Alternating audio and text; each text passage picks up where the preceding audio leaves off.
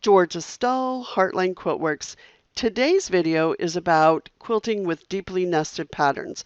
You can see that I have a pattern here. It is a clamshell. Typically, clamshells are nested at least half the height of the pattern. And so it's a perfect pattern to use for this subject. Quite frankly, deeply nested patterns are one of the most requested subjects, and we realized we hadn't covered that for a little while, so here we go. This pattern is called Follow Your Heart Clamshell. It's by My Creative Stitches, Christy Dillon, and guess what? It's on sale right now for $5. The first thing you're going to do, I'm working in standalone mode, but it is exactly the same on your machine.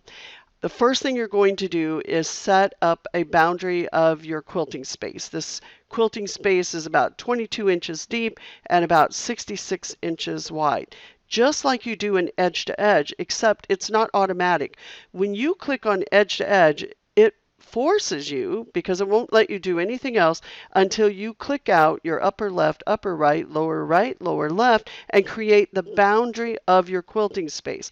When you quilt using repeat patterns, you have to do that for yourself. And I highly recommend that you do that first, because the visual is imperative as you set up this pattern.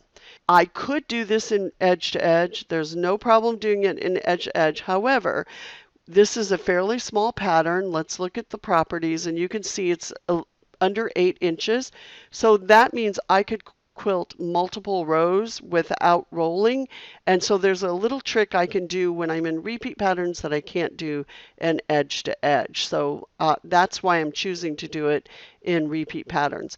Let's get started. Create your boundary space. Then choose your pattern, choose repeat patterns, and your setup box is on your right. Click the point. Well, what's the point? Obviously, your upper left-hand corner. And I don't worry too much about placement as far as above or gaps or anything else at this point. Don't worry about that. I'm going to come in, lock my repeats in rows, and I'm going to add repeats until I get to the end of the quilt. And I actually would like this to fit perfectly, and I want to keep it as close to the designer's design. See, I have those pearls in there. So I'm going to actually adjust the size. Let's just play with the size and see if we can get it. Yeah, that worked perfectly. Okay, so now I have the row of patterns, and it fits the quilt perfectly. Don't worry about gaps yet. The next thing is to add a row. And obviously, this isn't going to work. This is a pattern that is going to need alternating patterns. You can see that that is in the area that says set repeats and rows, and alternating is defaulted to none, and there are two other choices, plus row on top, minus row on top. What does that mean? Well, it means when you are alternating, you're going to set it up sort of like bricks where, they're staggered. And the way that happens is Creative Studio adds an extra repeat to every other row. And that extra repeat will hang out half on the right side, half on the left side. Well, I have the first row made to fit my quilt, so I choose to make the minus row, in other words, the row that doesn't have the extra repeat, I choose to make it on top. That way it's made to fit. See, I still have that row on top, but here's half on this side, half on that side, and obviously we are going to have to do some vertical spacing to suck that up and bring it in. Everybody's a little different about what they like as far as the vertical placing. I would not want this point to come all the way down here. That just sort of sets me up for trying to make something look super perfect, to make sure something matches. And I'm not sure this one would even do it, but I would purposely make sure this point doesn't hit it. And just do it till it looks good for you. And that looks pretty good to me. I like that. All right, so now the nice thing about doing that vertical placement now, it's going to be easier for you. Let's say my quilt is 72 inches long.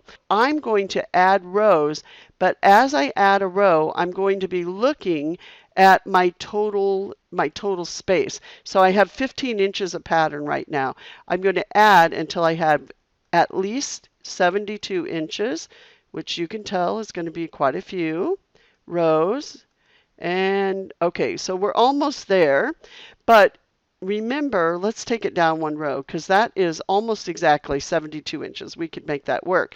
But remember, we have this gap here, and it's basically about half the pattern. If I have a gap here of half a pattern, I have a gap here of half a pattern.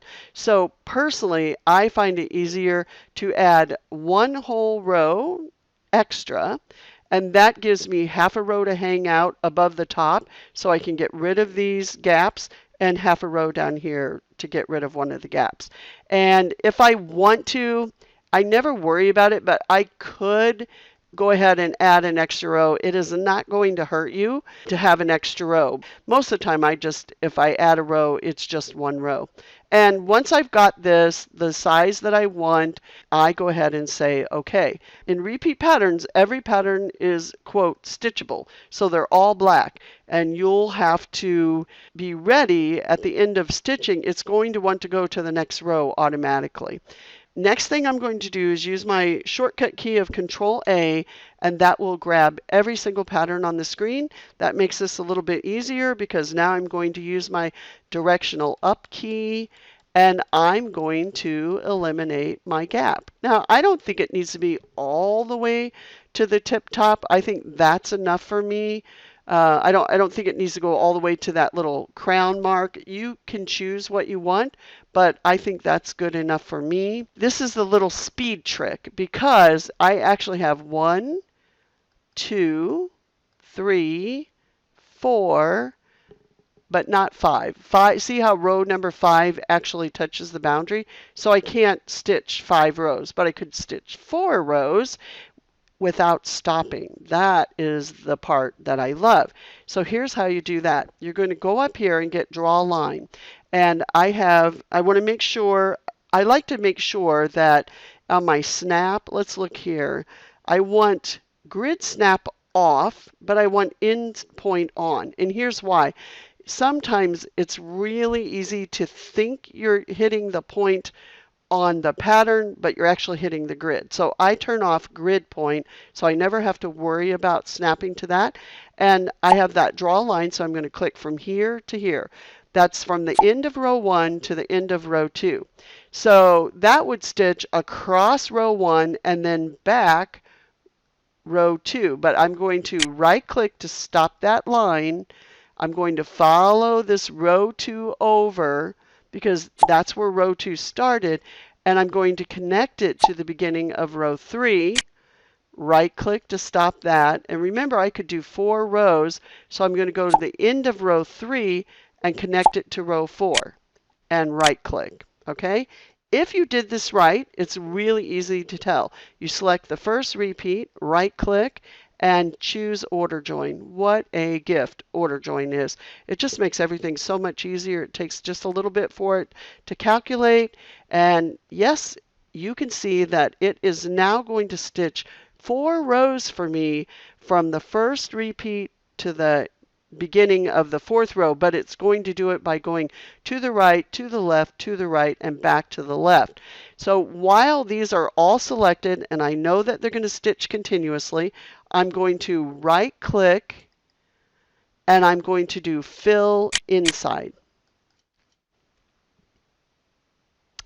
And it takes just a second because we've got a lot of patterns on the screen, but there I am.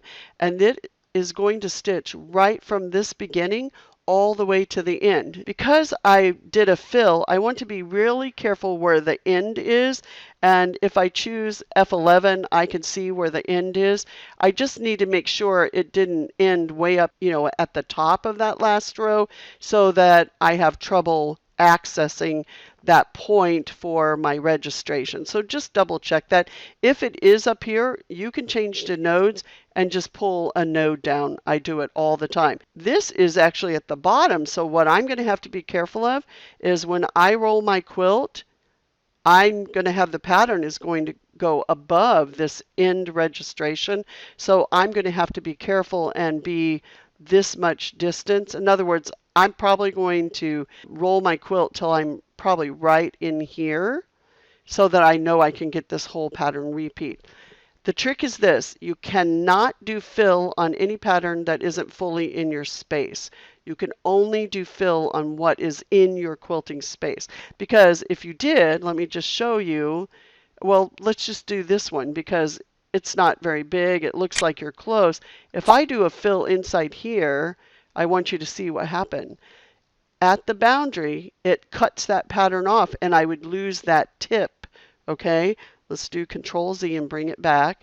And I wouldn't want that. That's why you have to be very careful. Repeat patterns doesn't protect you and say, well, you can't quilt that row. Edge to edge does. It knows if there's one stitch over that boundary line, it won't let you stitch.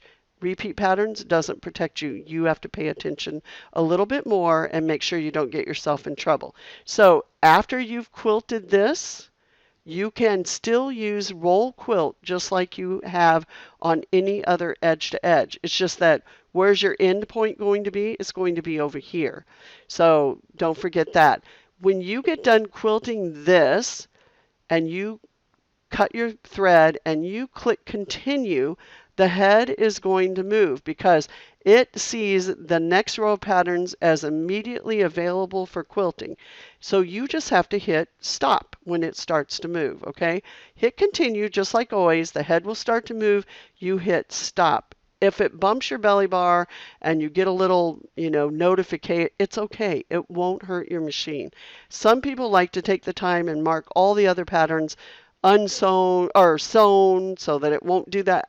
It's just extra work, and if it bumps your belly bar, it doesn't hurt it at all. So it's just that simple. And as you move up, you'll see that you'll come to a point, and remember you added an extra row of patterns, so you'll have plenty of patterns to get you to the very bottom, and you'll do fill as each of these rows move in and connect as many as possible. Now in the beginning, you see I had 4 rows connected.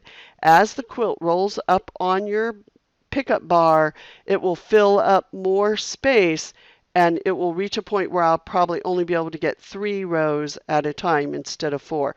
That's normal. That's what you expect. So don't be alarmed if all of a sudden you can't get that 4th row in. So pay attention and really make sure you know what is connected in there and what is going to be over the top of that belly bar.